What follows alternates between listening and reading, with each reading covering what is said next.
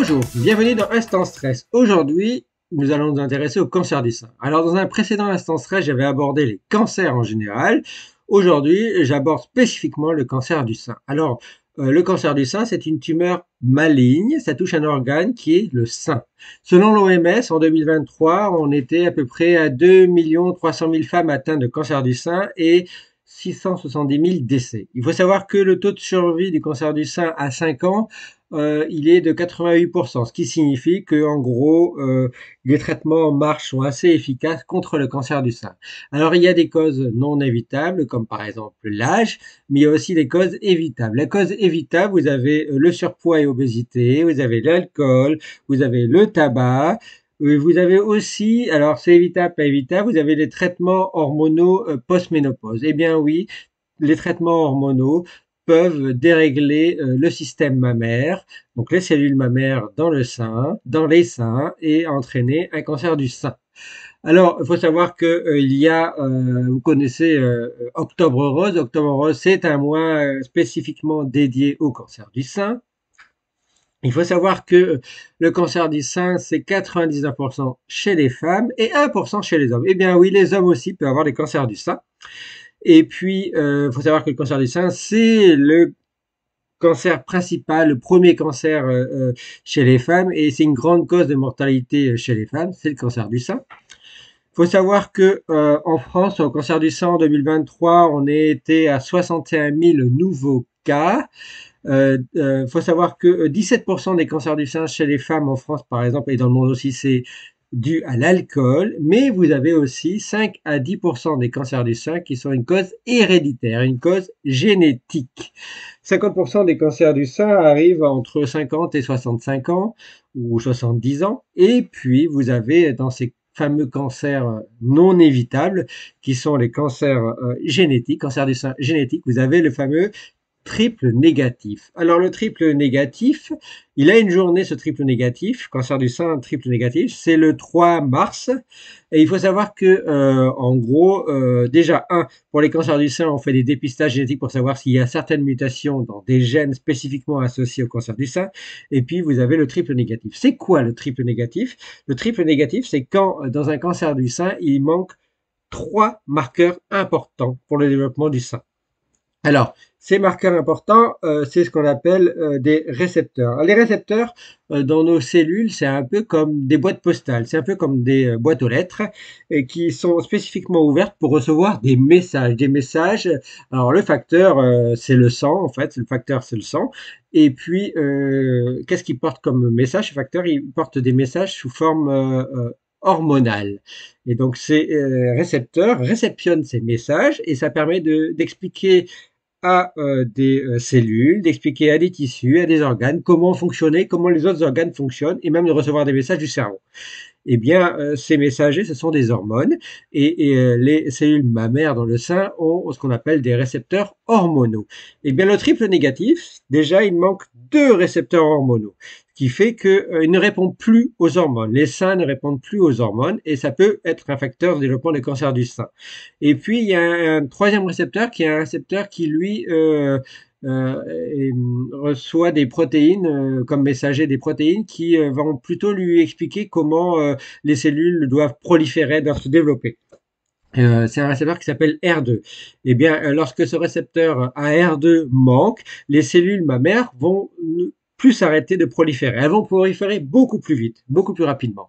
Et donc ça, c'est le troisième facteur qui va manquer. Le triple négatif, c'est quand on fait un test dans le cancer du sein et qu'on voit que des 2 principaux récepteurs aux hormones progestérone et œstrogène manquent, ne sont plus là, et le récepteur AR2 n'est plus là. Donc les cellules mammaires, elles ne répondent plus à l'œstrogène, elles ne répondent plus à la progestérone, et elles ne répondent plus au facteur R2. Donc elles prolifèrent à fond et elles ne répondent plus aux hormones.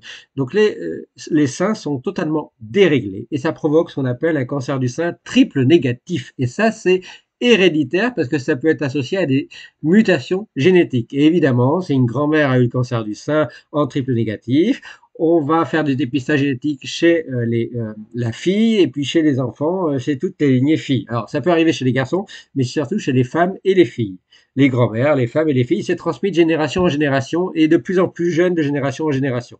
Il y a aussi d'autres gènes, un des autres gènes qui est très connu dans le cancer du sein qui s'appelle BRCA1 et BRCA2 qu'on teste au niveau des cancers du sein. Et ces gènes-là, c'est des gènes qui sont des suppresseurs de tumeurs, en fait. C'est des gènes qui sont impliqués dans la prolifération tumorale et la réparation de notre propre ADN lorsqu'il est abîmé. Et lorsqu'il manque, évidemment, notre propre ADN qui est abîmé ne se répare pas et donc ça provoque des dégénérescences des cellules.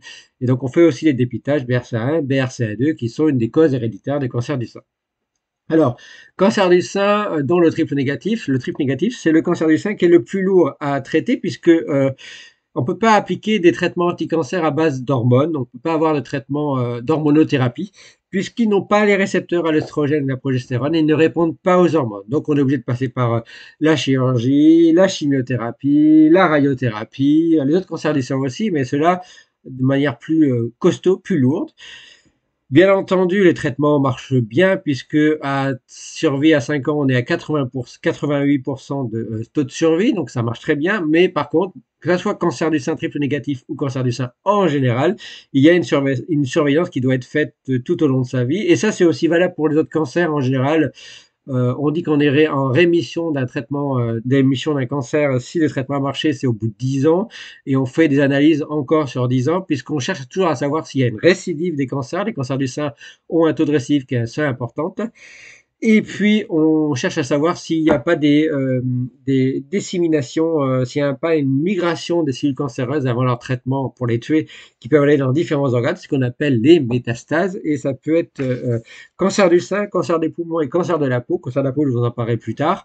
Et bien, ce sont 3 sortes de cancers qui peuvent provoquer des métastases cérébrales. Donc, évidemment, on cherche des métastases dans différents organes, et y compris dans le cerveau. On fait des IRM, on peut faire des scanners. Et ça, c'est un suivi au long cours.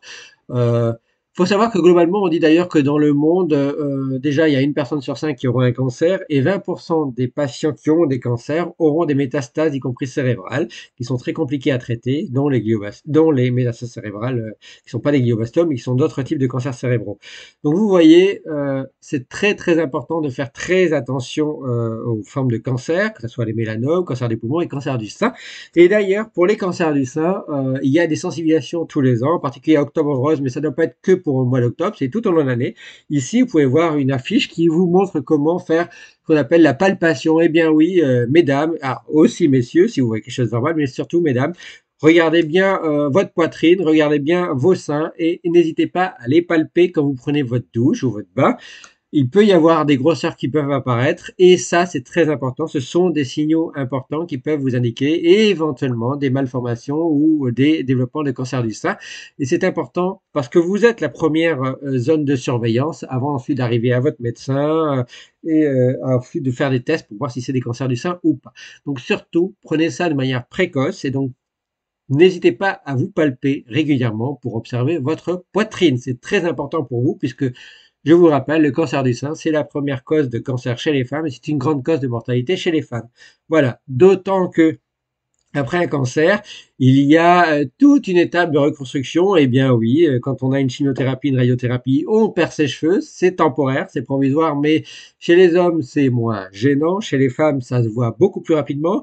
Donc il peut y avoir des perruques, il peut y avoir des foulards, il peut y avoir aussi au niveau, par exemple, cancer du sein, lorsqu'on fait de la chirurgie, des tatouages pour masquer la cicatrice. Il peut y avoir de la reconstruction psychologique, c'est tout un mécanisme psychologique à reconstruire, puisque être atteint d'un cancer et avoir un traitement, c'est un changement de vie sociale, un changement au niveau moral, anxiété, au niveau dépression. Donc c'est très important de se reconstruire et c'est très important de rester positif, puisque les traitements contre les cancers fonctionnent très bien, sont très efficaces, et en particulier si on les prend à temps.